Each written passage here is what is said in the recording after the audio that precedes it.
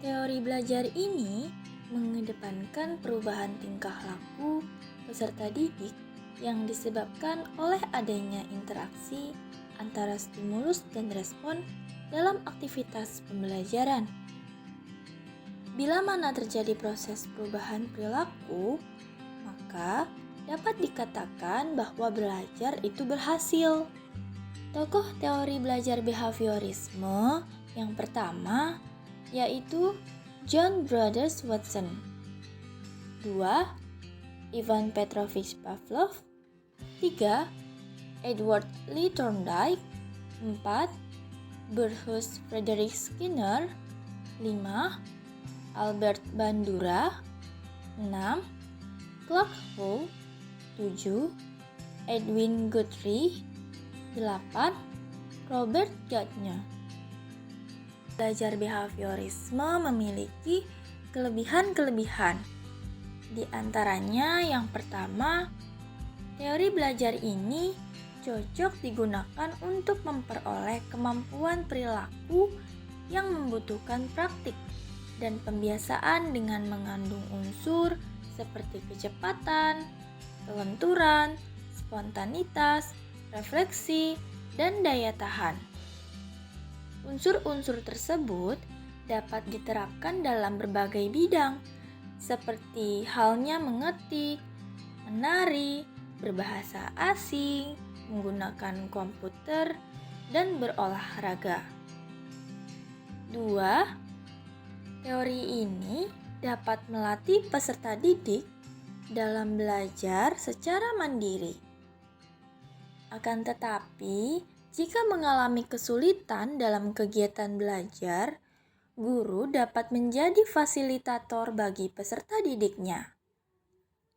Dengan demikian, maka peserta didik dapat menanyakan kesulitan tersebut kepada guru. 3. Teori ini dapat digunakan untuk melatih peserta didik yang masih membutuhkan dominasi peran orang dewasa dan peserta didik yang masih memiliki sifat dependen atau tidak mandiri, agar kemudian dapat melatih sikap independen atau kemandirian dari diri peserta didik tersebut. Akan dijelaskan kelemahan teori behaviorisme, yaitu yang pertama ada pembelajaran berpusat pada guru atau teacher-centered learning. Oleh sebab itu, kegiatan pembelajaran tidak leluasa karena mengikuti panduan dari guru. Yang kedua, peserta didik dipandang pasif sehingga memerlukan adanya motivasi dari luar. Hal ini menimbulkan segregasi atas pelabelan bahwa peserta didik tidak kreatif dan tidak produktif. Namun yang ketiga, peserta didik dalam pembelajaran hanya dominan mendengarkan dan menghafalkan saja. Selanjutnya, ada penerapan teori belajar behaviorisme dalam pembelajaran. Yang pertama, berfokus dalam pembentukan perubahan tingkah laku pada diri peserta didik. Yang kedua, mengutamakan pembentukan kebiasaan melalui latihan dan pengulangan. Dengan demikian, guru harus dapat mendesain bentuk latihan dan pengulangan yang sesuai dengan karakter peserta didik.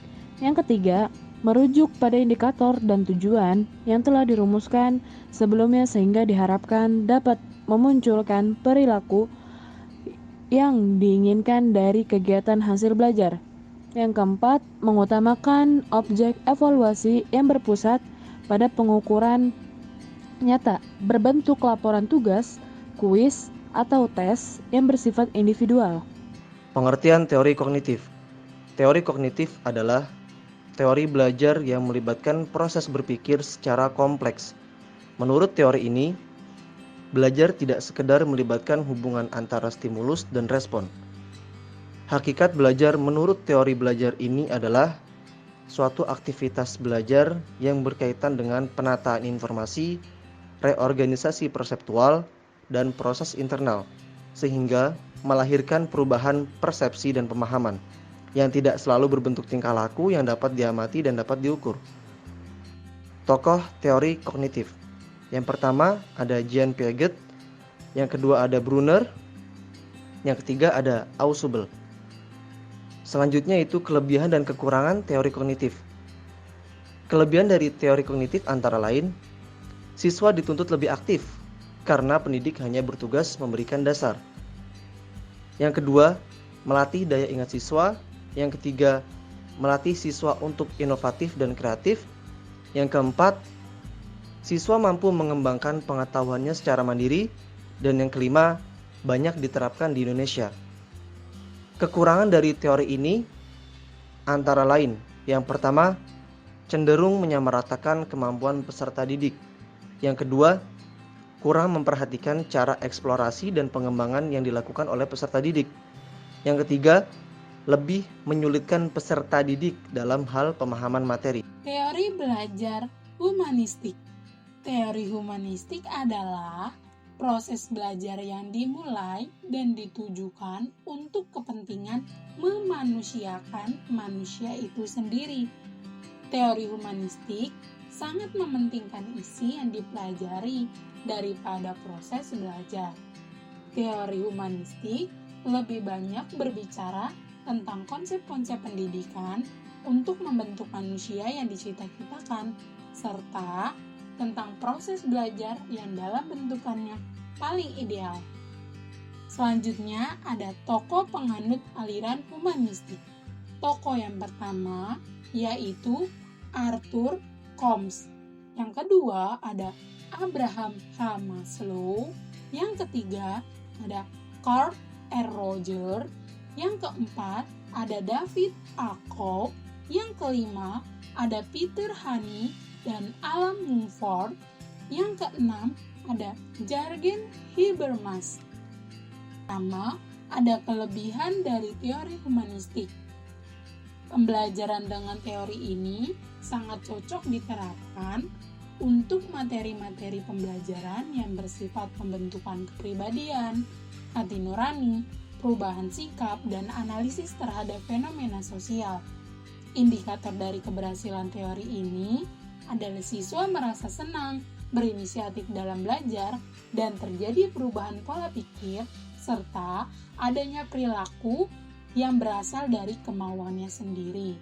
Sedangkan kelemahan dari teori humanistik adalah, dalam teori ini, guru berperan sebagai fasilitator dan siswa sebagai pelaku utama pembelajaran, atau yang biasa disebut dengan student center. Oleh karena itu, untuk siswa yang pasif akan mengalami ketertinggalan dari siswa yang aktif. Penerapan teori belajar humanistik dalam pembelajaran.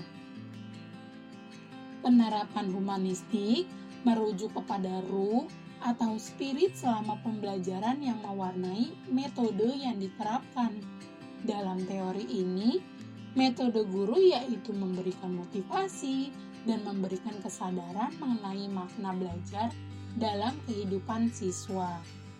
Kemudian, siswa diharapkan menjadi manusia yang bebas, berani, dan tidak terikat oleh pendapat orang lain, serta mengatur pribadinya sendiri secara bertanggung jawab tanpa mengurangi hak-hak orang lain. Pengertian teori konstruktivisme. Konstruktivisme merupakan sebuah teori yang sifatnya membangun dari segi kemampuan pemahaman dalam proses pembelajaran. Tokoh-tokoh penganut teori konstruktivisme ada 4. Yang pertama, Jerome Bruner, yang kedua John Dewey, yang ketiga Lev Vygotsky, dan yang keempat Jean Piaget. Selanjutnya ada kelebihan dan kelemahan teori konstruktivisme. Kelebihannya, yang pertama, guru bukan satu-satunya sumber belajar. Yang kedua, siswa atau pembelajaran lebih aktif dan kreatif. Yang ketiga, pembelajaran menjadi lebih bermakna. Dan yang keempat, pembelajaran memiliki kebebasan dalam belajar. Sedangkan kekurangan konstruktivisme, yang pertama ada dalam proses belajarnya di mana peran guru sebagai pendidik itu sepertinya kurang begitu mendukung. Yang kedua ada sarana belajar. Pendekatan ini menekankan bahwa peran utama dalam kegiatan belajar adalah aktivitas siswa dalam mengonstruksi pengetahuannya sendiri. Selanjutnya ada evaluasi.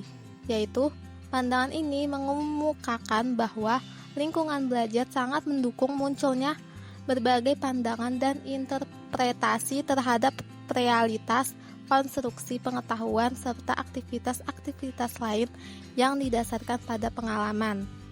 Pelaksanaan pembelajaran dengan menggunakan teori konstruktivisme akan berhasil meningkatkan kemandirian siswa jika dilakukan dengan langkah yang tepat, seperti menyajikan topik yang menarik, siswa menentukan sendiri paket materi yang akan dipelajari, dan modifikasi bahan-bahan tertentu disusun secara objektif untuk membantu siswa dalam belajar. Belajar mandiri amat cocok untuk meningkatkan aspek kognitif dan psikomotor dengan fungsi guru hanya sebagai fasilitator. Kemandirian siswa dalam belajar mengalami peningkatan apabila siswa memiliki minat terhadap mata pelajaran, memiliki motivasi belajar, memiliki rasa ingin tahu yang tinggi, dan mengetahui makna belajar.